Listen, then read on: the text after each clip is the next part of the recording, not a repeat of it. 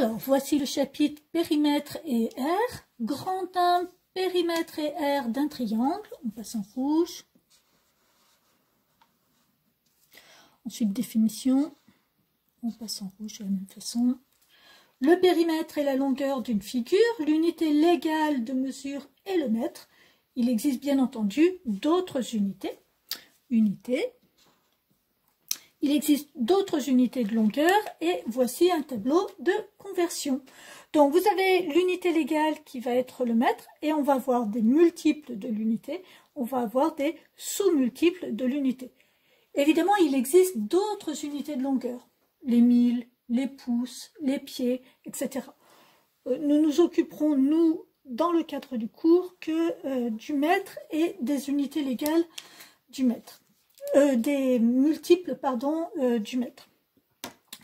Alors, voici ici le tableau de conversion. Donc, on vous dit 1 mètre égale 0,01 km. Alors, ici, kilomètre, il aurait mieux valu mètre, kilomètre avec un K minuscule. Peut-être le corriger, ce serait mieux. Donc, je place mon 1 dans la colonne des mètres. Et je vais remonter jusqu'au kilomètre. Donc, si je veux un mètre, ben, je mets la virgule derrière les mètres. Sauf que là, je ne veux pas des mètres, je veux des kilomètres. Donc, je remonte décamètre, hectomètre, kilomètre. Ici, la virgule se placera à droite de la colonne des unités qui m'intéressent. Donc, ici, 0,001 km. Maintenant, si je ne veux que des hectomètres, eh bien, je remonte décamètre, hectomètre. Et je m'arrête bien sûr à droite de la colonne des unités qui m'intéressent, à savoir ici les hectomètres. Donc 0,01 mètre. Ici. Maintenant, je ne veux plus remonter dans les multiples, je veux aller vers les sous-multiples.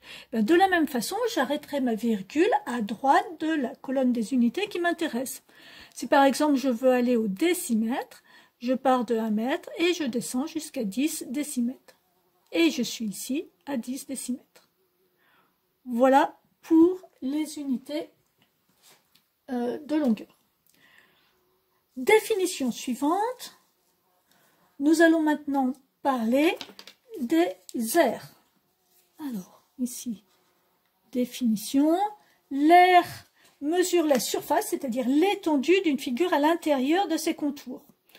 L'unité légale de mesure d'une aire est le mètre carré, noté M avec un petit 2, comme au carré, quoi. Il existe bien entendu d'autres unités, donc d'autres unités de mesure d'air, en particulier les multiples et les sous-multiples du mètre carré. Il existe bien entendu encore d'autres unités, nous en parlerons ici un petit peu. Alors, pour les unités d'air, donc on a les mètres carrés, et alors en fait à chaque fois, pour chaque unité, vous avez 2 colonnes. Il faudra à chaque fois aller s'arrêter à droite de la colonne et non au milieu de la colonne. Donc vous allez passer en rouge le trait qui correspond à droite de la colonne. On part des kilomètres carrés et on descend. Vous voyez, je suis à droite des hectomètres carrés et je descends. À droite des décamètres carrés, des mètres carrés, des décimètres carrés, centimètres carrés, millimètres carrés. On peut avoir des choses plus petites que les millimètres carrés, bien sûr. Bien, alors, si par exemple j'ai 1 mètre carré, donc la virgule doit se mettre au niveau du trait orange, pas en plein milieu. 1 mètre carré, si je veux descendre jusqu'au décimètre carré, eh bien je suis obligée de mettre 2 zéros. Pas un seul zéro, mais bien 2 zéros. Ensuite, pour les centimètres carrés, ça voudra dire 1, 2, 3, 4 zéros. Ce qui me fait 10 000 centimètres carrés.